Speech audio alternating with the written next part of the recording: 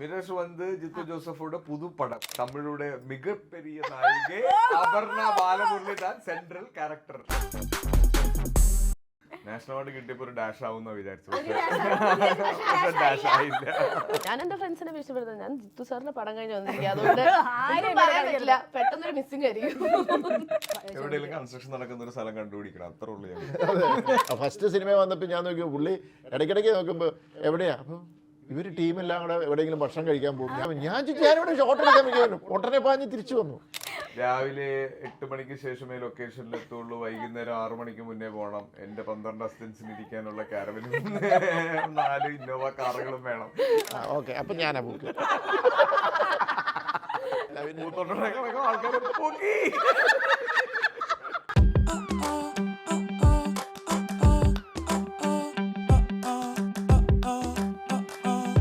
Welcome to എങ്കിലെ എന്നോട് പറ season 2. Season 2. Yes, season 2 നമ്മൾ വളരെ സ്ട്രോങ് ആയിട്ട് we are starting with an absolutely talented bunch from the movie Mirage crew, Jeethu Joseph sir, Aparna, ആസിഫിക്ക. നമുക്ക് പ്രത്യേകിച്ച് ഞാൻ വലിയ ഒരു ഇൻട്രൊഡക്ഷൻ ഒന്നും തന്ന് നിങ്ങളെ ഒരുപാട് സമയം കളയുന്നില്ല. Okay, so let's straight away dive in. Basic question, what is mirage?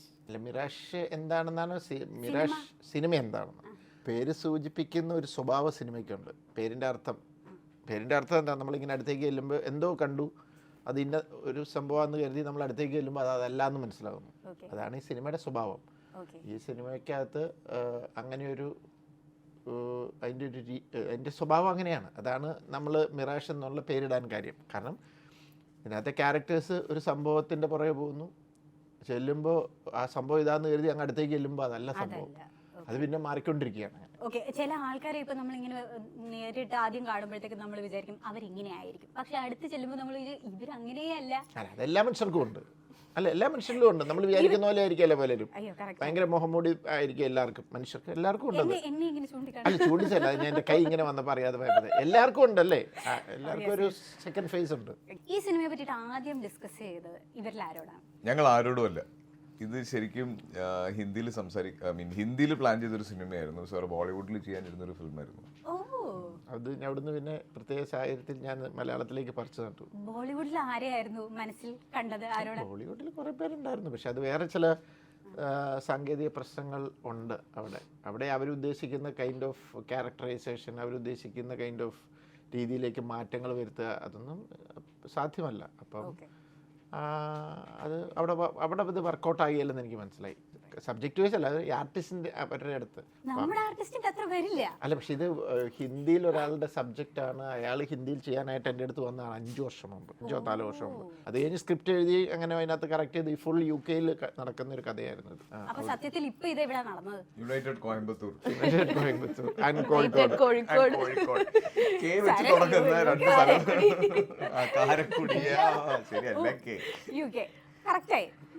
So Aparna first script കേട്ടപ്പോഴത്തേക്കും ഇൻസ്റ്റന്റ് ആയിട്ട് yes I will do this അങ്ങനെയായിരുന്നു, അതോ okay I want to think അല്ലെങ്കിൽ let me hear the whole thing എങ്ങനെയായിരുന്നു?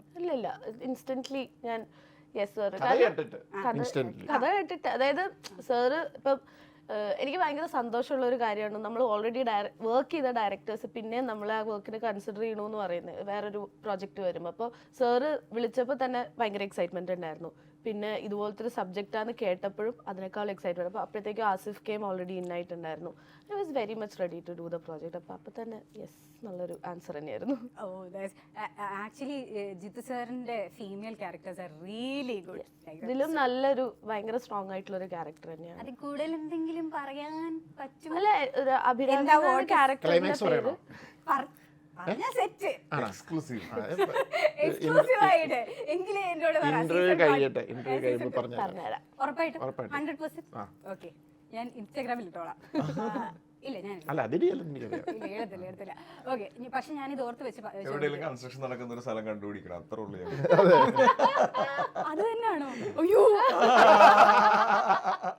അത് കഴിഞ്ഞുള്ള അനന്തരഫലത്തെ കുറിച്ച് സംസാരിച്ച സാറിന് അങ്ങനെ ഒരു ചിന്ത ഉണ്ടെന്ന് എനിക്കറിയാം. പക്ഷെ ഇപ്പം ഇവരും നിങ്ങൾ സാറിന്റെ ഒരു മുല്ലപ്പൂമ്പടി ഏറ്റെടുക്കും കല്ലിനുണ്ടാവും സൗരഭ്യം. അപ്പൊ എല്ലാവരുടെ ഒരു തിങ്കിങ് പാറ്റേൺ അങ്ങനെയാണ്. നമ്മൾ അതാ ഭീഷണി. ഞാൻ എന്റെ ഫ്രണ്ട്സിനെ ഭീഷണിപ്പെടുത്തുന്നത് ഞാൻ ജിത്തു സാറിന്റെ പടം കഴിഞ്ഞ് വന്നിരിക്കുക, അതുകൊണ്ട് ഒന്നും പറയാൻ പറ്റില്ല, പെട്ടെന്നൊരു മിസ്സിംഗ് ആയിരിക്കും. ആസിഫിക്കയുടെ again you are known for choosing amazing characters എന്ന് വെച്ചാൽ ഡിഫറെന്റ് ക്യാരക്ടേഴ്സ്, വളരെ ഇൻട്രസ്റ്റിംഗ് ക്യാരക്ടേഴ്സ്, സാധാരണ ഒരു ചോയ്സ് അല്ലാത്ത രീതിയിലുള്ള ചൂസ് ചെയ്യുന്നു. So what about this character? ഇതില് ശരിക്കും ജിത് സാർ എന്നെ ഇപ്പൊ ഞങ്ങൾ കൂമൻ കഴിഞ്ഞും അപ്പൊ പറഞ്ഞ പോലെ നമ്മൾ ഒരുമിച്ച് വർക്ക് ചെയ്ത ഒരു ഡയറക്ടർ വീണ്ടും നമ്മളെ വിളിക്കാന്ന് പറയുമ്പോൾ ആ വിളിക്കുന്ന ക്യാരക്ടറിന് നമ്മൾ ആപ്റ്റ് ആണെന്ന് അവർക്ക് 100% തോന്നിയിട്ടായിരിക്കുമല്ലോ. അപ്പൊ ഞാൻ ഈവൻ കൂമൻ എന്നെ വിളിക്കുന്ന സമയത്തും ഞാൻ അങ്ങനെ ഭയങ്കര സക്സസ്ഫുൾ ആയിട്ട് ബാക്ക് ടു ബാക്ക് നല്ല സിനിമകളൊന്നും ചെയ്ത് നിൽക്കുന്ന സമയത്തുമല്ല. അപ്പോൾ ഒരു ജിത്തു ജോസഫ് കോൾ എനിക്ക് ഭയങ്കര അത്ഭുതമായിരുന്നു.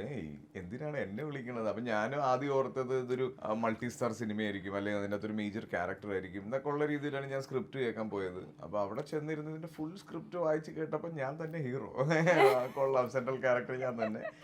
അപ്പോൾ ആ സമയത്ത് ഞാൻ സാറിനോട് ചോദിക്കുമ്പോൾ എൻ്റെ അടുത്ത് പറഞ്ഞത് ഈ ഗിരി എന്ന് പറഞ്ഞ ക്യാരക്ടർ വർക്ക് ചെയ്ത് വന്നപ്പോൾ അതിൻ്റെ മാനറിസംസും ഒക്കെ നോക്കി വന്നപ്പോൾ എനിക്ക് നീയാണ് ആപ്റ്റ് എന്ന് തോന്നി, അതുകൊണ്ടാണ് വിളിച്ചതെന്ന് പറഞ്ഞു. അപ്പോൾ അത്രയും പെർട്ടിക്കുലർ ആണ് സാർ ക്യാരക്ടേഴ്സിനെ ചൂസ് ചെയ്യുന്നത്, ആർട്ടിസ്റ്റിനെ ചൂസ് ചെയ്യുമ്പോൾ. ഇത് ഹിന്ദിയിൽ ചെയ്യാൻ വേണ്ടിയിട്ട് ആദ്യം ഇതിന്റെ സ്ക്രിപ്റ്റിംഗ് ഒക്കെ കഴിഞ്ഞ് ഇതിന്റെ ഒരു ഓൾമോസ്റ്റ് ഒരു ഫസ്റ്റ് സ്റ്റേജ് പ്രീ കഴിഞ്ഞിട്ടാണ് ഇതിന് ഒരു സെക്കൻഡ് തോട്ട് വരുന്നത്. വരും സ്ക്രിപ്റ്റിൽ കോംപ്രമൈസ് ചെയ്യാതെ അതിന്റെ ഒറിജിനലായിട്ട് എങ്ങനെ അത് ഷൂട്ട് ചെയ്യാം എന്നുള്ള ഒരു തോട്ടിലേക്ക് വന്നപ്പോൾ ഇത് മലയാളത്തിൽ ചെയ്യാം എന്നുള്ളതിൽ വന്നു. അപ്പോൾ ഇതിന്റെ ഒരു പോസിബിലിറ്റി എന്താണെന്ന് നോക്കിയിട്ട് ആ ഒരു തീരുമാനം എടുക്കുകയുള്ളൂ എന്നുള്ളൊരു സ്റ്റേജിലാണ് ചേട്ടൻ എന്നെ വിളിക്കുന്നതും. ഞാൻ പോയിരുന്ന് സ്ക്രിപ്റ്റ് കേട്ട് കഴിഞ്ഞപ്പോൾ എനിക്ക് ഓക്കെ, ഇതിൻ്റെ അകത്തൊരു ഐറ്റം ഉണ്ട് എന്ന് തോന്നി. പിന്നെ നമ്മൾ എന്താണോ കേട്ടത് അതിന്റെ ഒരു 50% കൂടെ ഓരോ ഡ്രാഫ്റ്റിലും ജിത്തു സാറിന്റെ ഫിലിമുകൾക്ക് എവല്യൂഷൻ സംഭവിക്കും. ഇപ്പൊ നമ്മൾ കൂമൻ ചെയ്യുന്ന സമയത്ത് പോലും ഞാൻ കേട്ടതിനകത്ത് നിന്ന് ഒത്തിരി മാറിയിട്ടുണ്ടായിരുന്നു. ഷൂട്ടിൽ വരുമ്പോ ഈ ഒരു ക്രിമിനൽ ബുദ്ധിയുടെ ഇടപെടൽ അത് കഴിയുമ്പോഴാണ് സംഭവിക്കുന്നത്, ഇത് ഓണായി കഴിയുമ്പോൾ. അപ്പോൾ അഗെയിൻ മിറാജ് വന്ന് ഞങ്ങൾ കേട്ടു, ഇതിന്റെ കാസ്റ്റിംഗ് എല്ലാം കഴിഞ്ഞു. പിന്നെ ഷൂട്ട് തുടങ്ങുന്ന സമയത്താണ് പിന്നെ അഗെയിൻ എൻ്റെ ക്യാരക്ടറിലേക്ക് വരുമ്പോൾ അശ്വിൻ എന്നാണ് എൻ്റെ ക്യാരക്ടറിന്റെ പേര്. ഈ അശ്വിൻ ഒരു ഓൺലൈൻ ഇൻവെസ്റ്റിഗേറ്റീവ് ജേർണലിസ്റ്റ് ആണ്. ന്യൂസ് പോർട്ടലുണ്ട്. ലൈക്ക് ഇയാൾക്ക് ഭയങ്കര സത്യസന്ധമായിട്ട് കാര്യങ്ങൾ വളച്ചൊടിക്കാതെ ആളുകളിലേക്ക് എത്തിക്കണം. പ്യുവർ ഫാക്ട്സ് എന്നാണ് ചാനലിന്റെ പേര്. അപ്പൊ ഇങ്ങനെയൊക്കെ ഉള്ള ക്യാരക്ടർ ആയതുകൊണ്ട് എനിക്കിത് ഭയങ്കര കണക്ട് ആയി, മനസ്സിലായി പെട്ടെന്ന്. ലൈക്ക് നമുക്കറിയാലോ, ഞാൻ ഏറ്റവും കൂടുതൽ ഇന്ററാക്ട് ചെയ്യുന്നത് ഓൺലൈൻ മീഡിയ ആയിട്ടാണ്. നമ്മൾ സോഷ്യൽ മീഡിയ ഉപയോഗിക്കുമ്പോൾ ഒത്തിരി ന്യൂസ് പോർട്ടൽസ് ഉണ്ട്. നമ്മൾ ഒരു മേജർ ചാനലിൽ കാണാത്ത ന്യൂസുകൾ വരുന്ന ഒരുപാട്, അതുകൊണ്ട് കോൺട്രവേഴ്സീസ് ഉണ്ടാകുന്ന ഒരുപാട് ചാനൽസ് ഉണ്ട്. അപ്പോൾ അശ്വിൻ്റെ പ്രശ്നം ഇതൊക്കെയാണ്. അശ്വിന് നല്ല അടി പലർന്നും കിട്ടാറുണ്ട്. പല ആളുകൾക്കും അശ്വിനെ കാണുന്നത് ഇഷ്ടമല്ല, പലയിടത്തും വിലക്കപ്പെട്ട ആളാണ്. അപ്പൊ അങ്ങനെയൊക്കെ ഒരു ക്യാരക്ടർ വന്നപ്പോഴത്തേക്ക് എനിക്ക് തോന്നി ആളുകൾക്കും ഇത് റിലേറ്റബിൾ ആയിരിക്കും. ഇപ്പൊ നമുക്ക് നമ്മുടെയൊക്കെ ഒരു അവസ്ഥ മനസ്സിലായല്ലോ. അതെ അല്ലേ. ഇപ്പൊ എന്താന്ന് പറഞ്ഞാൽ നമ്മളിതെല്ലാം ചില ചാനൽസ്, നമുക്കറിയാവുന്ന ഓൺലൈൻ ചാനൽസിൽ ന്യൂസ് വരുമ്പോഴൊക്കെ നമ്മൾ പറയും ഇയാൾ എന്തൊരു നെഗറ്റീവാണ് എഴുതി വിടുന്നത് എന്നൊക്കെ പറഞ്ഞാലും ഇവർക്കൊക്കെ ഫാമിലി വാട്സപ്പ് ഗ്രൂപ്പുകളിലുള്ള സ്വീകാര്യത ഭയങ്കരമാണ്. എല്ലാവർക്കും ഇഷ്ടമാണ് ഇത് കാണാനും കേൾക്കാനും. അപ്പൊ അങ്ങനെയൊക്കെ ഉള്ളൊരു ക്യാരക്ടറാണ്. പിന്നെ കുറച്ചും കൂടെ നമ്മൾ കൂമൻ വെച്ച് കമ്പയർ ചെയ്യുമ്പോൾ കുറെ കൂടെ ഏർബൻ ആണ്. ഇപ്പം ഞാൻ പറഞ്ഞില്ലേ, കോയമ്പത്തൂരും കാലിക്കറ്റും ഒക്കെ ആയിട്ടാണ് ഇത് ഷൂട്ട് ചെയ്തത്. അല്ല, അതായത് ഈ കഥ നടക്കുന്നത്, പിന്നെ അത് പല സ്ഥലങ്ങളിൽ സഞ്ചരിക്കണമല്ലോ. സോ എല്ലാ സെറ്റിലും ഇപ്പൊ ഞാൻ പല സെറ്റുകളിൽ പോയിട്ടുണ്ട്, ഇന്റർവ്യൂസിന് പോയിട്ടുണ്ട്, അല്ലെങ്കിൽ എന്തെങ്കിലും ചുമ്മാ അതുവഴി ഇതുവഴിയൊക്കെ ഞാനിങ്ങനെ പല സിനിമാ സെറ്റുകൾ. പക്ഷെ ഓരോ സെറ്റും ഇപ്പം സെയിം ഡയറക്ടറിന്റെ രണ്ടാമത്തെ സെറ്റ് ആണെങ്കിൽ പോലും അവിടുത്തെ വൈബ് ഇസ് വെരി ഡിഫറെന്റ്. അതിലെ കാസ്റ്റ് അനുസരിച്ച് മാറും, അല്ലെങ്കിൽ അത് ആ സിനിമയുടെ കഥ അനുസരിച്ച് മാറും, ലൊക്കേഷൻ അനുസരിച്ച് മാറും. So how was the vibe ഇവിടുത്തെ വൈബ്? നമ്മൾ മേജർ ഇതിന്റെ ഷൂട്ട് നമ്മൾ തുടങ്ങിയത് കാലിക്കറ്റിലാണ്. അവിടെ ഒരു വേറെ വൈബായിരുന്നു. അത് കഴിഞ്ഞ് ഞങ്ങൾ കോയമ്പത്തൂരിലേക്ക് പോയപ്പോൾ വേറൊരു വൈബായിരുന്നു. പിന്നെ കാരക്കുടി പോയപ്പോൾ വേറൊരു വൈബായിരുന്നു. Very nice. ഈ ഒരു ഉത്തരം ആർക്കും പറയാൻ പറ്റില്ല. കംപ്ലീറ്റ് എനിക്ക് മനസ്സിലായി എന്നുള്ളതാണ്. കാര്യം ഇത് ഓൾറെഡി സ്ക്രിപ്റ്റില് കുറെ എന്താ പറയാ, കുറച്ച് പ്രഷറുള്ള കുറെ ഏരിയാസ് ഉണ്ട്. കുറച്ച് സെറ്റ് സീരിയസ് അല്ല, അതാ ഞാൻ പറയാൻ വന്നത്. ഇതിന്റെ സ്ക്രിപ്റ്റ് ആവശ്യത്തിലധികം സീരിയസ് ആണ്. കുറെ അധികം ട്വിസ്റ്റ് ആൻഡ് ടേൺസ് ഉണ്ട്, ഒരു ത്രില്ലർ സ്വഭാവമുണ്ട്. അപ്പൊ എല്ലാവരും ആ ഒരു മൂഡിൽ നിന്ന് കഴിഞ്ഞാൽ ചിലപ്പം ഷൂട്ടിന്റെ ഇടയിൽ തന്നെ എന്തെങ്കിലുമൊക്കെ പ്രഷർ അടിച്ചു പോകും ഞങ്ങൾ. അപ്പൊ അതുകൊണ്ട് ലൊക്കേഷൻ ഭയങ്കര ഫണ്ണാണ്. ഒരിക്കലും ഈ സ്ക്രിപ്റ്റിൻ്റെതായ ഒരു സീരിയസ്നെസ് ലൊക്കേഷനിലേക്ക് വന്നിട്ടില്ല. പിന്നെ ജിത്തു ചേട്ടനെ നമ്മൾ ഇദ്ദേഹം ചെയ്ത സിനിമകളുടെ സ്വഭാവവും ഒക്കെ വെച്ച് നമ്മൾ വിചാരിക്കുന്ന ഒരു മൂഡും ഒരു പെരുമാറ്റവും അല്ല ലൊക്കേഷനിലും ഉള്ളത്. ശരിക്കും ആ ഒരു എൻ്റെ മനസ്സിൽ സസ്പെൻസ് ത്രില്ലർ എഴുതുന്ന ഒരാൾ അല്ലെങ്കിൽ ഡയറക്റ്റ് ചെയ്യുന്ന ഒരാൾ എന്ന് പറയുമ്പോഴത്തേക്കും വളരെ സീരിയസ് ആയിട്ട് ഭയങ്കര അങ്ങനത്തെ ഒരു നേടി അങ്ങനത്തെ ഭയങ്കര കാൽക്കുലേഷൻ അങ്ങനത്തെ ഒക്കെ ഒരിക്കലുമല്ല ഒരു മിറാഷാണ് സാർ. സോ ഈ അങ്ങനെയാണെങ്കിൽ ഇതിൽ ഫ്രഷ് ആയിട്ടുള്ള സംഭവം എന്താണ്? കാരണം ഈ സസ്പെൻസ് ത്രില്ലർ എഴുതുക അല്ലെങ്കിൽ ഉണ്ടാക്കിയെടുക്കുക എന്ന് പറയുന്നത് അത്ര എളുപ്പമൊന്നുമല്ല. ഇതിനകത്ത് ലൂപ്പ് ഹോൾസ് ഒക്കെ കണ്ടുപിടിക്കാൻ ഭയങ്കര എളുപ്പമാണ്. പിന്നെ നമ്മൾ ഇഷ്ടം പോലെ കഥകൾ ട്രൂ ക്രൈം സാധനങ്ങളൊക്കെ കണ്ടിട്ടുണ്ട്. എന്താണ് ഇതിൽ? ഇത് മർഡർ മിസ്റ്ററി ഒന്നും അല്ല കേട്ടോ, ഇത് അങ്ങനത്തെ സിനിമ അല്ലല്ല. ഇത് ബേസിക്കലി ഇത് പറഞ്ഞാൽ പിന്നെ അഭിരാമി പുള്ളിക്കാരത്തിയുടെ ലൈഫിൽ ഉണ്ടായ ഒരു ഇഷ്യൂ. അപ്പോൾ പുള്ളിക്കാരത്തി അതിൻ്റെ കുറച്ച് answers, she's looking for some answers.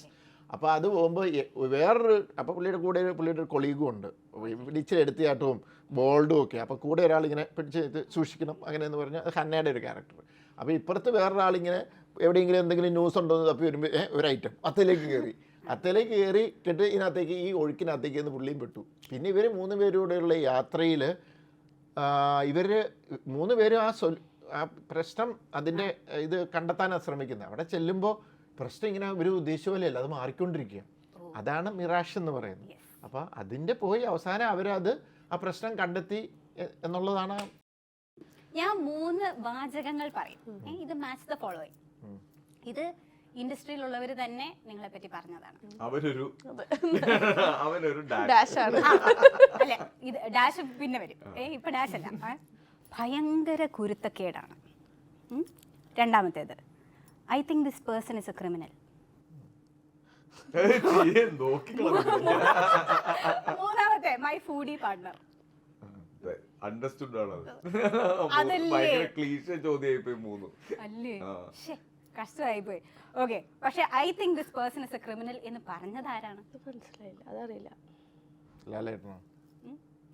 വേണമെങ്കിൽ ഞാൻ നോക്കി കാണിക്കാം.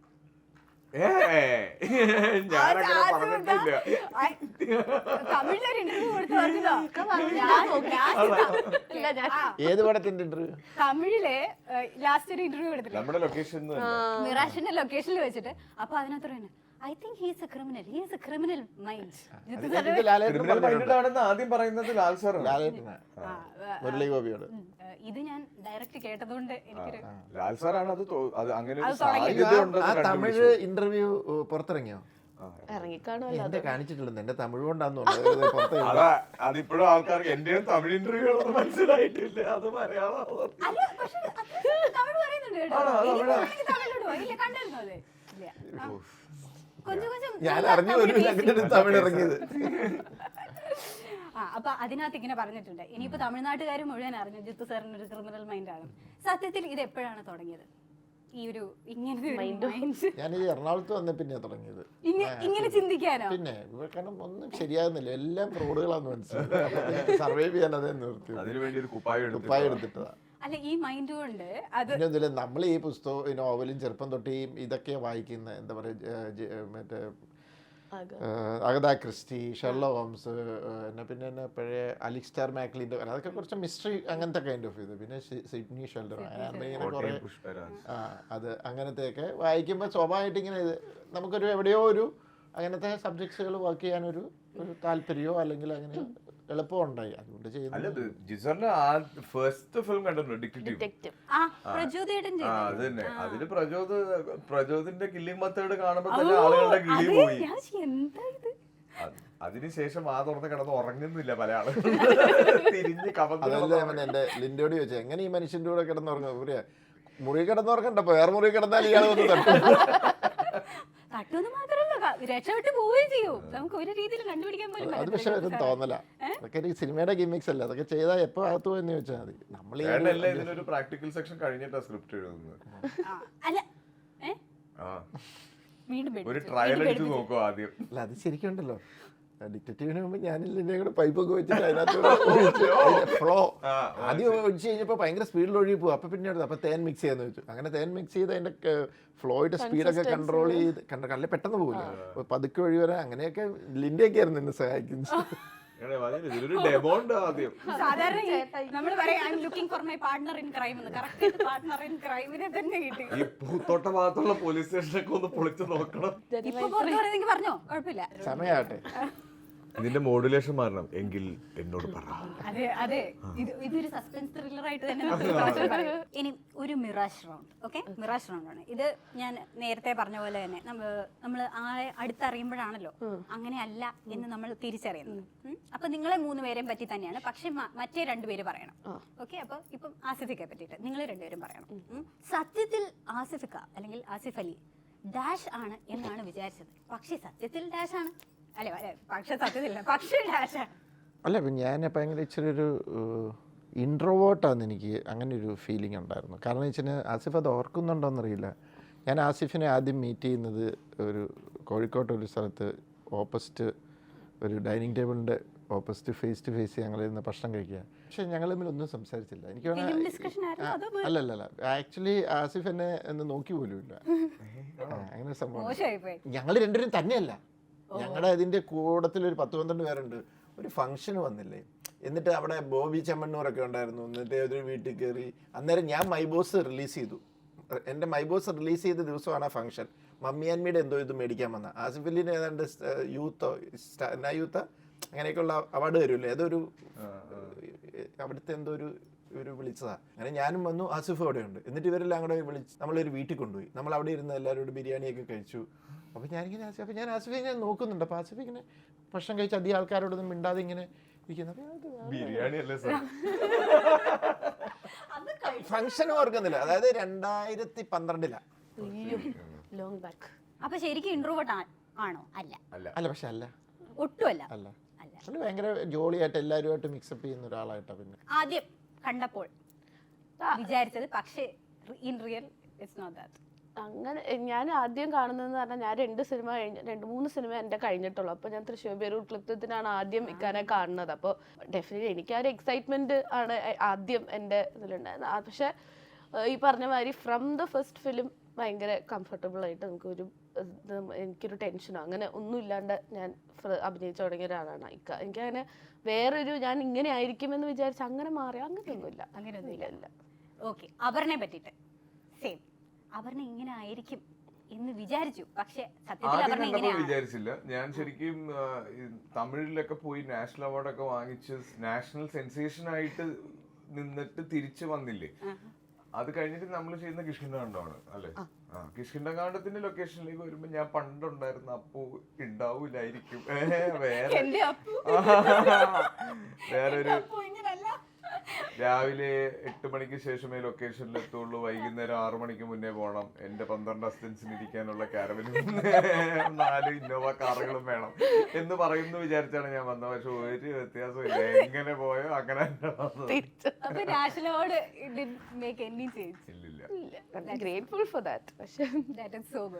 അവാർഡ് കിട്ടിയപ്പോ ഒരു ഡാഷ് ആവുന്ന വിചാരിച്ചു. ഡാഷ് ആയില്ല.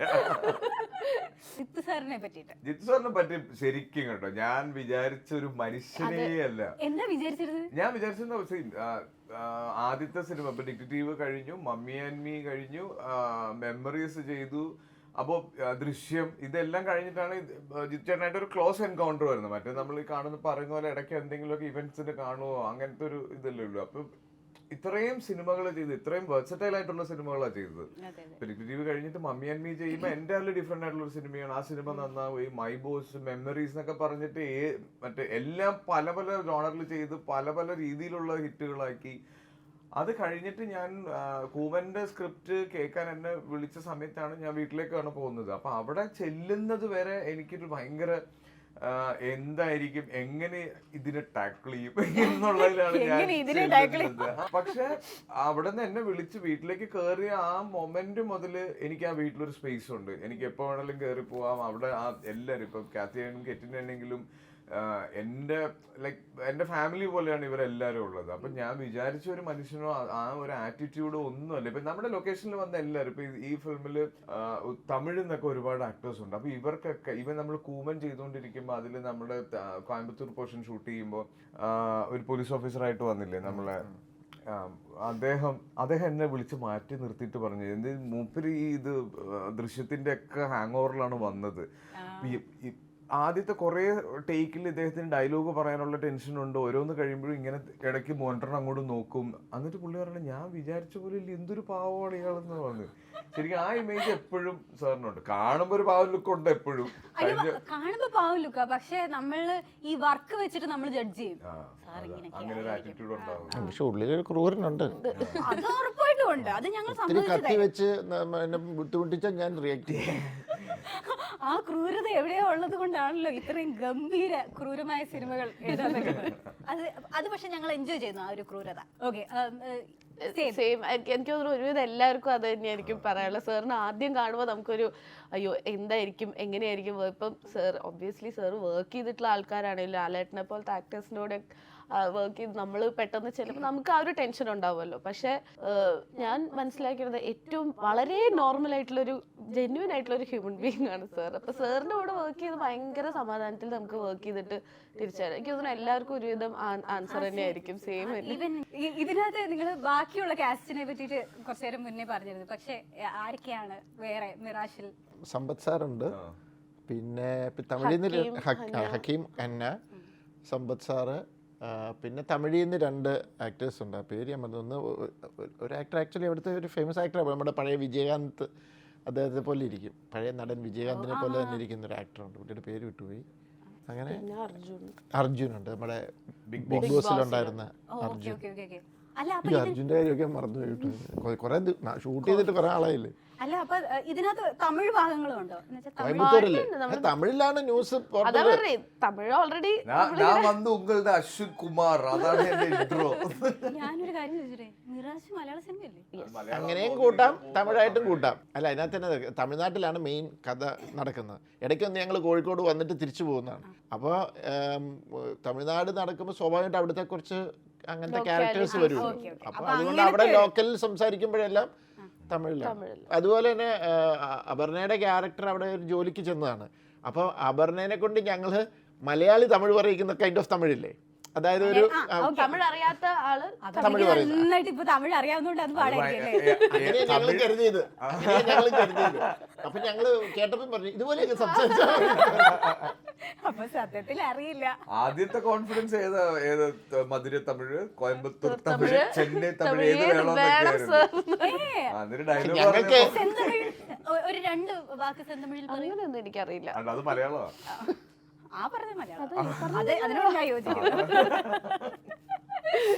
അല്ല കേട്ടോ, നന്നായിട്ട് പറയും. പക്ഷെ ഞാൻ പറഞ്ഞു ഇങ്ങനെ നമുക്കത് കുറച്ച് തെറ്റിച്ച് കറക്റ്റ് പ്രോപ്പർ ഗ്രാമർ കറക്റ്റ് ആവാതെ അങ്ങനെയാണല്ലോ നമ്മൾ തമിഴ് പറഞ്ഞത്. അപ്പൊ അങ്ങനെയാണ് അൺലേണിംഗ് ആയിരുന്നു പ്രോസസ്.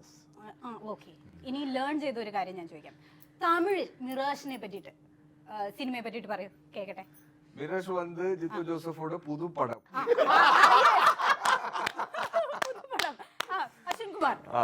ரொம்ப ஸ்பெஷலா இதுல வந்து டர்ன்ஸ் அண்ட் ட்விஸ்ட் இருக்கு. இது வந்து ஒரு சஸ்பென்ஸ் த்ரில்லர். இதுல தமிழோட மிகப்பெரிய நாயகி அபர்ணா பாலமுரளி தான் சென்ட்ரல் கேரக்டர். அவருடைய நேஷனல் அவார்ட் வின் செய்ததுக்கு அப்புறம் பெரிய படம் பெரிய படம் ரொம்ப பிரமாதம். ഇനിയിപ്പോ അടുത്ത തമിഴ് സിനിമ ഉറപ്പിച്ചോ? പിന്നെ എനിക്ക് തമിഴ് അറിയാത്തോണ്ടാണോ പടം ചെയ്യാത്തത് ഓർത്തു. അല്ല, വിളി വരാത്തത്. ഇനി ഞാൻ കുറച്ച് ജെൻസി ചോദ്യങ്ങളാണ് ചോദിക്കാൻ പോകുന്നത്. ഞാൻ കുറച്ച് വാക്കുകൾ പറയും. ഈ വാക്കുകൾ മാച്ച് ആകുന്ന ആൾക്കാരാരാന്ന് പറയണം. ഒന്നിനും നിങ്ങൾക്ക് മിറാഷിന്റെ കാസ്റ്റ് എന്ന് തന്നെ പറയാം, അല്ലെങ്കിൽ മലയാളം ഇൻഡസ്ട്രിയിലെ ആരെ വേണമെങ്കിലും പറയാം. ഓക്കെ, ഞാൻ നിങ്ങളെ അഴിച്ചു വിട്ടിരിക്കുന്നു. സൂക്ഷിച്ച് കൈകാര്യം ചെയ്തു തുടങ്ങട്ടോ. ഇല്ല, എല്ലാം വളരെ എളുപ്പമുള്ള. മെയിൻ ക്യാരക്ടർ എനർജി നമ്മുടെ ഇൻഡസ്ട്രിയിൽ. അതിനകത്ത് ഏതാ ജെൻസി ഉള്ളത്? മെയിൻ ക്യാരക്ടർ എനർജി ജെൻസി ആണ്. മെയിൻ ക്യാരക്ടർ എനർജി അങ്ങനെ പറഞ്ഞ ചിലപ്പോൾ കുറച്ച് ജെൻസി എന്നുവെച്ചാ അല്ല, ഓറ ഉള്ള ഓറ ഫാമിംഗ്. അത് അറിയാത്ത പോലെ ക്രിയേഷൻ എടുക്കുന്നത്. ശരി, നമ്മുടെ മിറാഷിൽ മെയിൻ ക്യാരക്ടർ എനർജി ആർക്കാണ്? നമ്മുടെ DOP സതീഷ് കുറുപ്പ് ആണോ? ഭയങ്കര മെയിൻ ക്യാരക്ടർ എനർജി.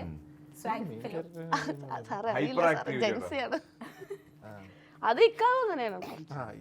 എനിക്ക് തോന്നുന്നത് ആസിഫ് ആയിരിക്കും. പൂക്കി ജിത്തു സാർ. Okay, അല്ല അതിലേക്ക് അല്ല സാറേ കുഴപ്പമില്ല. നല്ലതാണല്ലോ അല്ലേ? നമുക്ക് അന്തസ്സായിട്ട് നടക്കാമല്ലോ. ഓക്കെ, അപ്പൊ ഞാനാ ബുക്ക്. സ്വന്തമായിട്ട് ഞാനാണ് പോക്കി. അല്ല പിന്നെ ആൾക്കാരെ പോക്കി. Okay, delulu. Hanna delulu. ആ വൈ എന്താന്നൂടെ പറ. ഡെലൂഷൻ എന്ന് വെച്ചാൽ Delusional. ഇങ്ങനെ പാറി പറന്ന് നടക്കുന്നത് കിളി. കിളി കിളി. അത് ഹന്നയായിരിക്കും, അത് കറക്റ്റാ. ഹന്നെ പറ്റി പറയൂ, ഹന്ന എന്ന കിളിയെ പറ്റി. ഹന്ന ഇങ്ങനെ സംസാരിച്ചോണ്ടിരിക്കുമ്പോ പെട്ടെന്ന് പെട്ടെന്ന് കട്ടാവും, എന്നിട്ട് പിന്നെ വേറെ പിന്നെ പെട്ടെന്ന് വേറെ എന്തെങ്കിലും പറയൂ. അയ്യോ പക്ഷെ കറക്റ്റ്. നല്ലായിരുന്നു. എന്റെ ബെസ്റ്റ് ഫ്രണ്ട് ആയിട്ട് അഭിനയിക്കണ ഈ സിനിമയില് ഋത്തിക എന്ന് പറഞ്ഞ ക്യാരക്ടർ. അതിന് മുന്നേ ഓക്കെ ആയിരുന്നു. അത് കഴിഞ്ഞപ്പോ എന്തോ പറ്റും. Okay, ghost. നിന്ന നിപ്പിൽ കാണാതാവുന്ന ആൾക്കാര്, അല്ലെങ്കിൽ പ്രൊഡ്യൂസർ ഇതൊക്കെ കേൾക്കുന്നുണ്ടല്ലോ അല്ലേ? അല്ല അത് ശരിയാ. ശരിയാ. സാരഥി എന്ന് പറഞ്ഞ ഒരാളുണ്ട്. പുള്ളിനെ എനിക്ക് മലയാള ഇൻഡസ്ട്രിയിൽ അധികം ആൾക്കാർ കണ്ടിട്ടില്ല. എനിക്കൊരു അത്ഭുതം. എനിക്ക് ആക്ച്വലി സാരഥി ചേട്ടന്റെ ഇൻസ്റ്റാഗ്രാം നോക്കിയാ പുള്ളിനെ കാണില്ല. പുള്ളി ആരാന്ന് നമുക്ക് മനസ്സിലാവില്ല. അപ്പം ഒരു ദിവസം സെറ്റിൽ വന്നിട്ടുണ്ടെന്ന് പറഞ്ഞപ്പോ എനിക്ക് ഏറ്റവും ആഗ്രഹം, എനിക്കൊന്നും അയാളുടെ മുഖം കാണണം, ഇത് ആരാണ്, എങ്ങനെ ഇരിക്കും കാണാൻ എന്നുള്ളത്. അപ്പൊ എനിക്ക് തോന്നുന്നു സാരഥി ചേട്ടൻ കറക്റ്റ് ആണ്. രാവിലെ ബ്രേക്ക്ഫാസ്റ്റിന് അവിടെ നിന്നുണ്ട്, ഉച്ച കഴിയുമ്പോൾ സാരഥി എവിടെയെന്ന് ചോദിച്ചപ്പോൾ പറഞ്ഞേക്കാം പുള്ളി കൊച്ചിയിലുണ്ട്. ശരിക്കും ഈ CV സാരഥി എന്നാണ് ഇദ്ദേഹത്തിന്റെ പേര്, E4 Entertainment. ഇദ്ദേഹം എന്താ പറഞ്ഞാല് ഭയങ്കര വിവരമാണ്, നല്ല ലോക വിവരമുണ്ട്, ഒത്തിരി ബുക്സ് വായിക്കും, ഒരുപാട് സിനിമകൾ കാണും. അപ്പൊ എപ്പോ നമ്മൾ കണ്ടാലും ഇദ്ദേഹത്തിന് ഇന്ന് കുറെ ഇൻഫർമേറ്റീവ് ആയിട്ടുള്ള കാര്യങ്ങൾ കേൾക്കാൻ പറ്റും, കുറെ സിനിമകൾ റെഫർ ചെയ്യും. അപ്പൊ ഞാനിങ്ങനെ ചില ദിവസം ലൊക്കേഷനിൽ വരുമ്പോൾ ഇരുന്ന് കുറെ ഭയങ്കര ഇൻട്രസ്റ്റിംഗ് പരിപാടിയിലൊക്കെ സംസാരിച്ചിട്ട് ഷോർട്ടിന് വിളിക്കുമല്ലോ. ഞാൻ ചേട്ടാ 1 മിനിറ്റ് എന്ന് പറഞ്ഞാൽ ഞാൻ പോയിട്ട് തിരിച്ചു വന്ന് നോക്കുമ്പോൾ ഇയാളെ കാണില്ല. എവിടെയാന്ന് ചോദിക്കും, ചേട്ടൻ പറഞ്ഞല്ലേ കൊച്ചിയിലെത്തി.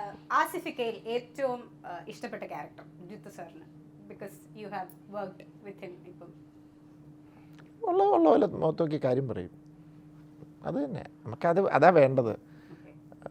ഇപ്പം നമ്മളൊരു സബ്ജക്റ്റ് ഡിസ്കസ് ചെയ്യുന്നു, അത് ചെയ്യുന്നു, ചേട്ടാ അത് എനിക്ക് വർക്കായില്ല, അല്ലെങ്കിൽ ഇതിങ്ങനെയാണ്, അതെങ്ങനെയാണ്, അല്ലെങ്കിൽ ട്രാൻസ്പെറൻസി അല്ല ക്ലാരിറ്റി ഭയങ്കര ഇമ്പോർട്ടൻ്റാണ്. കാരണം അത് ചെയ്ത് അപ്പം അത് അറിയും. പക്ഷേ അത് പറയണമെങ്കിൽ നമുക്ക് ആദ്യം പുള്ളിനെ ലൈനിൽ കിട്ടുന്നതിൻ്റെ ഒരു പ്രശ്നമാണ്. മനസ്സിൽ ലൈനിൽ കിട്ടിയ കാര്യങ്ങൾ പറയും.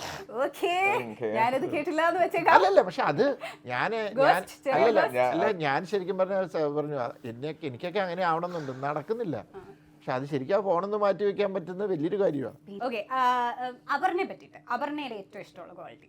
അപർണ ടാലന്റഡ് ആണ്, പക്ഷെ അതല്ലാതെ ആസ് എ പേഴ്സൺ വളരെ കോപ്പറേറ്റീവ് ആണ്, വളരെ ഡെഡിക്കേറ്റഡ് ആണ് വർക്കിൽ.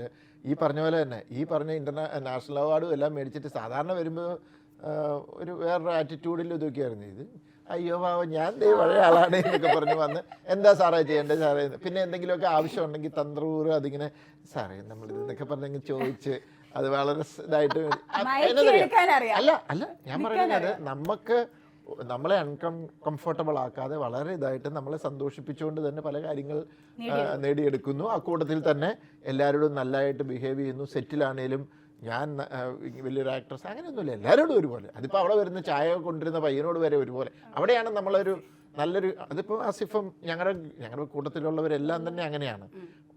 അങ്ങനെ ഒരു ലൈറ്റ് ബോയ് മറ്റേത് അങ്ങനെ ഒരു വ്യത്യാസമൊന്നുമില്ല, നമ്മളെല്ലാവരോടും എല്ലാം ഒരുപോലെ, ലൈക്ക് എ ഫാമിലി എന്നുള്ള ഒരിതാണ്. അപ്പം സാധാരണ ഞാൻ കണ്ടിരിക്കുന്നത് ചില കേസുകളിൽ ഇങ്ങനെ വരുമ്പോൾ ചിലപ്പം ഹീറോയിൻസ് ഇങ്ങനെ ഒന്ന് മേ ബി അവരുടെ ഇൻസെക്യൂരിറ്റിയോ അല്ലെങ്കിൽ അവർ പേടിച്ചിട്ട് ഇവരൊക്കെ ഏത് ടൈപ്പാന്ന് അറിയാം, അങ്ങനെയൊക്കെ ആയിരിക്കാം. പക്ഷെ ഞങ്ങളെ അടുത്തറിയാവുന്നതുകൊണ്ടാണ് ഞങ്ങളുമായിട്ട് ഭയങ്കര സെറ്റാണ്. ഫസ്റ്റ് സിനിമ വന്നപ്പോൾ ഞാൻ നോക്കിയോ പുള്ളി ഇടയ്ക്കിടയ്ക്ക് നോക്കുമ്പോൾ എവിടെയാ, അപ്പോൾ ഇവർ ടീമെല്ലാം കൂടെ എവിടെയെങ്കിലും ഭക്ഷണം കഴിക്കാൻ പോകും. ഞാനോട് ഷോട്ടെടുത്ത് വെച്ച് ഷോട്ട് റെഡി ആയിക്കൊണ്ടിരിക്കും. നിങ്ങൾ അപ്പം ഒരു ദിവസം വിളിച്ചവരെ ഞാനിവിടെ അവരുടെ കൂടെ ഭക്ഷണം കഴിക്കാൻ പറ്റും, ഞാൻ ചോദിച്ചു ഞാനിവിടെ ഷോട്ട് എടുക്കാൻ പറ്റും, ഉടനെ പാഞ്ഞ് തിരിച്ചു വന്നു. അപ്പോൾ അടുത്ത segment never have I ever. അപ്പൊ ഞാൻ ഓരോന്ന് പറയും, സത്യം മാത്രമേ പറയാവൂ കേട്ടോ. നിങ്ങൾ ചെയ്തിട്ടുണ്ടെങ്കിൽ ഐ ഹാവ്, ചെയ്തിട്ടില്ല വേറെ എക്സ്പ്ലനേഷൻ ഒന്നും ചോദിക്കരുത്. ചിലപ്പോൾ ഞാൻ ചോദിക്കും, അത് ചോദിക്കാനും ചോദിക്കാതിരിക്കാനും ഉള്ള സാധ്യതയുണ്ട്. സത്യം പറയാനും പറയാതിരിക്കാനുള്ള സാധ്യത പറയരുത്. Okay, ready? ഓക്കെ, സിനിമ കാണാതെ അടിപൊളി സിനിമയാണ് എന്ന് പറഞ്ഞിട്ടുണ്ട്? ഇല്ല.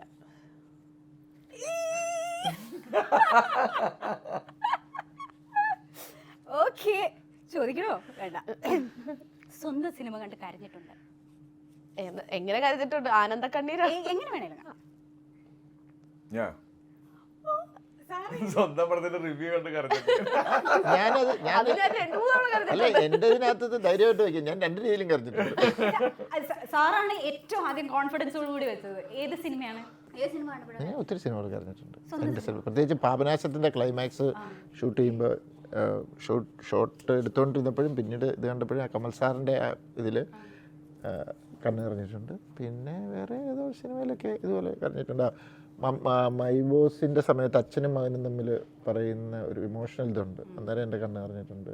ദിലീപും നമ്മുടെ സായിയേട്ടനും. അപ്പൊ ജിത്തു സാർ തന്നെ പൂക്കി. നിങ്ങൾ രണ്ടുപേരും കരഞ്ഞത്? സിനിമ അല്ല, ഞാൻ മൂവീസ് കണ്ടു കഴിഞ്ഞാൽ എനിക്ക് ആ ഇമോഷൻ പെട്ടെന്ന് കണക്ട് ആവാറുണ്ട്. എന്നേക്കാളും ഇമോഷണൽ ആയിട്ട് എനിക്ക് തോന്നിയിട്ടുണ്ട്. എനിക്ക് പക്ഷേ ഞാൻ അങ്ങനെയൊന്നുമില്ല. ഞാൻ വല്ല മരിച്ച വീട്ടിൽ നിന്ന് തന്നെ പുറത്തേക്ക്. എനിക്ക് നാണക്കേണ്ട. ഞാൻ ഇങ്ങനെ ആരും കാണാതൊക്കെ ഞാൻ ഇങ്ങനെ. അതിൽ അങ്ങനെ നടക്കേണ്ട ആവശ്യമൊന്നുമില്ല. ഓക്കെ, അടുത്തത്. യെസ് പറഞ്ഞ സിനിമ ഷൂട്ട് തുടങ്ങിക്കഴിഞ്ഞ് വേണ്ടായിരുന്നു എന്ന് തോന്നിയിട്ടുണ്ടോ? യെസ് പറഞ്ഞ സിനിമ ചെയ്യാമെന്ന് തീരുമാനിച്ച സിനിമ അത് കഴിഞ്ഞ് ചെയ്ത് തുടങ്ങി കഴിഞ്ഞ് വേണ്ടായിരുന്നു എന്ന് തോന്നിയിട്ടുണ്ടോ? അല്ല, എനിക്ക് അങ്ങനെ ഒരു സാഹചര്യം. ചേട്ടൻ അഭിനയിക്കുന്നില്ലല്ലോ. അടുത്തത്, പെർഫോമൻസ് ഗംഭീരമായിരുന്നു എന്ന് വേറെ ആക്ടേഴ്സിനോട് കള്ളം പറഞ്ഞിട്ടുണ്ടോ? ഓ, ഞാനത് പ്രതീക്ഷിച്ചില്ല കേട്ടോ. കാരണം ഞാൻ പറഞ്ഞിട്ടുണ്ട്. മറ്റുള്ളവരുടെ പെർഫോമൻസിനെ കുറിച്ചാണോ? മറ്റുള്ളവരുടെ പെർഫോമൻസ് ആണ്. അതുമില്ല കാരണം ഒന്നെങ്കിൽ മിണ്ടാതിരിക്കും. അതാണ് നമ്മൾ സൈലന്റ് ആ ഏരിയ തൊടാൻ പോവുകയില്ല. ഇത് എന്റെ ജോലി ചെയ്യുന്ന എല്ലാവർക്കും വേണ്ടി ഞാൻ ഡെഡിക്കേറ്റ് ചെയ്യുന്നു ഈ അവസാനത്തെ ചോദ്യം. ഇന്റർവ്യൂസിൽ കള്ളം പറഞ്ഞിട്ടുണ്ടോ? ഇത്ര നേരം ഇവര് എന്ത് വിശ്വസിച്ച് നമ്മൾ ഇന്റർവ്യൂ ചെയ്യും? ഞങ്ങളുടെ സിനിമയിലെ കാര്യം ചോദിക്കുമ്പോൾ പറയാൻ പറ്റാത്തത് ഞങ്ങൾക്ക് പറയത്തില്ല. ഞങ്ങൾ നുണ പറയും. ചില ഇന്റർവ്യൂ കഴിഞ്ഞിട്ട് നല്ലതാന്ന് ഞാൻ പറഞ്ഞിട്ടുണ്ട്. ഓക്കെ, ഇന്ന് നുണ പറഞ്ഞിട്ടുണ്ടോ? ഇന്ന് നുണ പറഞ്ഞോ? ആ സാറ് മറ്റേ കഥ എന്തൊക്കെയോ പറഞ്ഞു.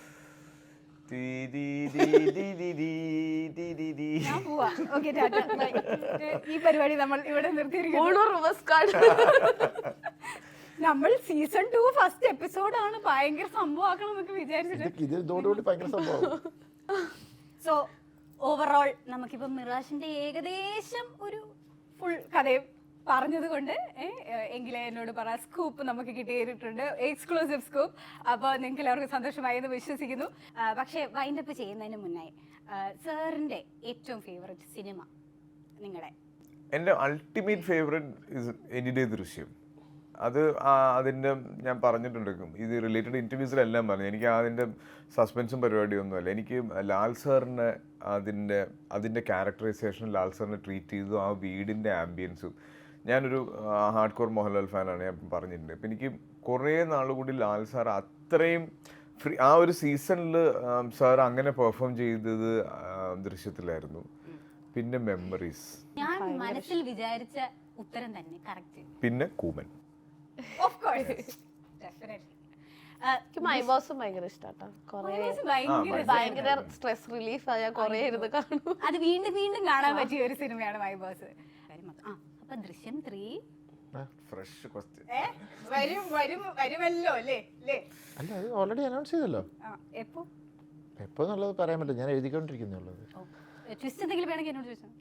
പിന്നെ ഞാൻ തരുന്നു. ഞാൻ ഇത് കഴിയുമ്പോൾ വിളിക്കണം സാർ, വിളിക്കണം.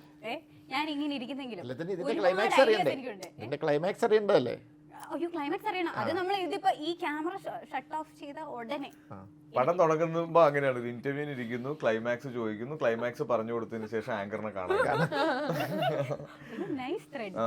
പിന്നെ ആ ഹീറോയിനും കൂടെ അന്വേഷിച്ചു പോകുന്നു. ആങ്കറിനെ കണ്ടു. കാര്യം ഞങ്ങളുടെ ഇന്നസെൻസ് തെളിയിക്കണമെങ്കിൽ ആ ആങ്കർ എവിടെയാണെന്ന് നമുക്ക് അറിയണം. അപ്പോഴാണ് അറിയുന്നത് ആങ്കർ 10 കൊല്ലം മുമ്പേ മരിച്ചു. കണ്ടോ, നമ്മുടെ പരിപാടിയിൽ വന്നപ്പോ തന്നെ ക്രിയേറ്റിവിറ്റി അങ്ങോട്ട് ഇങ്ങനെ ഒഴുകുകയാണ്. ഓക്കെ, അപർണയുടെ ഏത് ഫിലിമാണ്? മഹേഷിന്റെ ഓഫ് പ്രതികാരം കോഴ്സ് സുരേ പോയിട്ടു എനിക്ക് ഭയങ്കര ഇതാണ്. മഹേഷിന്റെ പ്രതികാരം എനിക്ക് ഭയങ്കര ഇഷ്ടമാണ്. പുള്ളിയുടെ ഡയലോഗ് ഞാൻ ഇടയ്ക്കിടയ്ക്ക് എടുത്ത് പെരുമാറുന്നതാണ്. ഏത് ഡയലോഗ്? ചേട്ടനെ കുറിച്ച് വലിയ ധാരണ അയ്യോ അതിനകത്ത് കുറേ നല്ല ഡയലോഗ്സ് ഉണ്ട്, ഇങ്ങനെ പറയാൻ പറ്റിയ ഡയലോഗ്സ് ഉണ്ട്. മറ്റേ ഗാർഡൻ അത് ഞാൻ കണ്ടില്ല. സുന്ദരി സുന്ദരി ഗാർഡൻസ്. ഗാർഡൻ. അത് OTT-ൽ റിലീസ് ആയത്. കണ്ടില്ല. അല്ല അടുത്ത സിനിമ എന്താ, വാട്ട് ഈസ് കമ്മിങ്? ഇത് മിറാഷ്. ഇപ്പൊ മിറാഷ് മാത്രം. ഓക്കെ. തമിഴിൽ ഓൺലി മിറാഷ്. നമ്മൾ ഫുൾ ഫോക്കസ് മിറാഷിലേക്ക്. ആസിഫിക്കയുടെ ലൈക്ക് ഏത് സിനിമകളാണ് like what's your favourite? Sir ഇപ്പോഴും ഉയരെ വരയ്ക്കും ഭയങ്കര ഇഷ്ടം. പിന്നെ കെട്ടിയോളാണ് എന്റെ മകൾ. കെട്ടിയാളെന്റെ മല. കെട്ടിയോളാണ് എൻ്റെ മല. അതെനിക്ക് ഭയങ്കര പിന്നെ എനിക്ക് റീസെന്റ് ഏറ്റവും ഇഷ്ടപ്പെട്ട തലവനില് ക്യാരക്ടർ. ഇനിയും വരുന്നത് ടിക്കിറ്റാക്ക. ടിക്കറ്റൊക്കെ ഷൂട്ട് ടിക്കിറ്റാക്കയുടെ രൂപമാണിത്. അതെ, ടിക്കറ്റൊക്കെ കുറച്ച് സമയം എടുക്കും. ലൈക്ക് ഷൂട്ട് കുറേ ഉണ്ട്, ഓൾമോസ്റ്റ് 150 ഡേയ്സ് നമ്മൾ ഷൂട്ട് ചെയ്യുന്നുണ്ട്. അപ്പൊ അത് ഇനിയിപ്പോ റിലീസ് വരുമ്പോഴൊക്കെ ഇടയ്ക്കൊരു ആക്സിഡന്റ് ഒക്കെ ഉണ്ടായി, ഇപ്പം ഓക്കെ? ഇപ്പൊ ഓക്കെ. ഞാൻ ഫസ്റ്റ് ഒരു ട്രാൻസ്ഫോർമേഷൻ കഴിഞ്ഞ് ഷൂട്ടിന് ജോയിൻ ചെയ്തു, ആക്സിഡന്റ് ആയി, അത് മൊത്തം ഒലിച്ചുപോയി. രണ്ടാമത് ഇപ്പൊ ഇത്ര ആക്കിയിട്ടുണ്ട്. അപ്പൊ ഇപ്പം ഡയറ്റിലും വർക്കൗട്ടിലും ഒക്കെയാണ്. ആണ്. എന്താ വാട്ട് ഈസ് ടിക്കിറ്റാക്ക അബൌട്ട്? ടിക്കറ്റൊക്കെ ഒരു തിയേറ്റർ എക്സ്പീരിയൻസ്, ഒരു high voltage action. Okay okay. മിറാഷിന് ഇനി അവസാനമായിട്ട് നമ്മൾ എന്താണ് പറയാനുള്ളത് നമ്മുടെ ഓഡിയൻസിനോട്? മിറാഷ് ഒരു ഫാമിലി എൻ്റർടൈനർ, ഒരു ത്രില്ലർ, മിസ്റ്റീരിയസ് ത്രില്ലർ, അങ്ങനെ എന്താ പറയുക. അതിനകത്ത് ഒരു പ്രത്യേകത എന്ന് വെച്ചാൽ ഭയങ്കര ഒരു ഇമോഷൻ ബേസ്ഡ് സിനിമയല്ല, ഇവൻറ്റ് ബേസ്ഡ് സിനിമ. ഒത്തിരി ഇവൻറ്റ്സ് ഉണ്ട്. അത്രയും ഇങ്ങനെ ഇവൻറ്റ്സ് പോകുന്നതുകൊണ്ട് തന്നെ ഈ ഇമോഷൻ ഉണ്ട്, പക്ഷെ ആ ഇമോഷനേക്കാൾ കയറി നിൽക്കുന്നത് ഇവൻറ്റ്സ് ആണ്. അങ്ങനത്തെ ഒരു കൈൻഡ് ഓഫ് സ്റ്റോറിയുടെ അതിൻ്റെ ഒരു പോക്ക് അങ്ങനെയാണ്. ആ തമിഴ് ഇന്റർവ്യൂവിനകത്ത് ആസിഫിക്ക പറഞ്ഞിട്ടുണ്ടായിരുന്നു, നമ്മൾ മലയാളത്തിൽ ഇതുവരെ കാണാത്ത രീതിയിലുള്ള അഡ്വാൻസ് ടെക്നോളജിയോ എന്തൊക്കെയോ സംതിങ് ഹാസ് ബിൻ. ടെക്നോളജിയാണോ? അത് ഞാൻ തമിഴിൽ പറഞ്ഞപ്പോ വേറെ അതല്ലേ ഉദ്ദേശിച്ചത്. അങ്ങനെ എന്തോ മലയാളത്തിൽ ചെയ്യാത്ത എന്തോ ക്യാമറ വല്ല പുതിയതായിരുന്നു. അല്ല, അത് ഞാൻ ഉദ്ദേശിച്ചത് ശരിക്കും ഇതിന്റെ അകത്ത് കുറച്ച് ടെക്നിക്കൽ ആയിട്ടുള്ള കാര്യങ്ങളൊക്കെ ഇതിന്റെ സ്ക്രീൻ പ്ലേയിൽ വരുന്നുണ്ട്. ടെക്നിക്കൽ, പക്ഷെ അത് വലിയ അങ്ങനെ എടുത്തു പറയാനും മാത്രമൊന്നുമില്ല. അവസാനം ആൾക്കാർ ഇത് കേട്ടിട്ട് ഇതാണോ വലിയ ടെക്നിക് എന്ന് പറയരുത്. ചെറിയ അങ്ങനത്തെ ഐറ്റംസും അതിനകത്ത് ഉണ്ട്, അത്രേ ഉള്ളൂ. ഇത് അത് അങ്ങനെ ഉറക്കെ പറയാതെ അത് കഴിഞ്ഞിട്ട് ഇത് വരുമ്പോഴത്തേക്കും നമ്മൾ ജിത്ത് സർ ബ്രില്യൻസ് എന്ന് പറയും. അയ്യോ, അത് അങ്ങനെ ബ്രില്യൻസ് എന്ന് പറയാനുള്ള വലിയ അങ്ങനെ ഇതൊന്നും ഇല്ല കേട്ടോ. ഇതിന്റെ ബേസിക്കലി ഈ സിനിമയുടെ ഇതെന്ന് പറഞ്ഞാൽ അതിന്റെ ഇവരുടെ യാത്ര, ആ യാത്രയിൽ സംഭവിക്കുന്ന അതിന്റെ ഒരു പോകണം. ആക്ച്വലി എനിക്ക് തോന്നുന്നു സിനിമ തുടങ്ങി ഒരു ഫസ്റ്റ് ഹാഫ് ഒരു 10-15 മിനിറ്റ് കഴിയുമ്പോഴേ പ്രശ്നം അങ്ങ് വരും. വന്നു കഴിഞ്ഞാൽ പിന്നെ ഒരു പോക്കാണ്. അത് അത്യാവശ്യം നല്ല രീതിയിൽ പോകുന്നത്, നല്ല രീതിയിൽ പ്രശ്നങ്ങളുണ്ട്. അതുപോലെ നല്ല അത്യാവശ്യം നല്ല പേസിലാണ് പോകുന്നതെന്ന് തോന്നുന്നു. കാരണം ഡബിൾ പോസിറ്റീവ് കണ്ടപ്പോൾ എല്ലാവരും അത് പറയുന്നുണ്ട്. മ്യൂസിക് പാട്ടുകളൊക്കെ ഒരു ചെറിയ പാട്ട് ഉണ്ടാവും അതിനകത്ത്, അതേ ഉള്ളൂ. അതൊരു കുറച്ചൊരു മൊണ്ടാഷ് അതിന് നമ്മളൊരു സോങ് ആയിട്ട് അങ്ങ് ചെയ്തിട്ടുണ്ട്. ഓക്കെ, അപ്പോൾ all the best to Mirash team and thank you so much for coming. ഇത്രയും ലൈവ്ലി ആയിട്ടുള്ള എന്റർടൈനിങ് ആയിട്ടുള്ള ഒരു ഇന്റർവ്യൂ തന്നതിന് ഒരുപാട് നന്ദിയുണ്ട്. അതുപോലെ ഇതിന്റെ സീസൺ 2 നന്നായി വരട്ടെ. Thank you so much. Thank you so much. Thank you.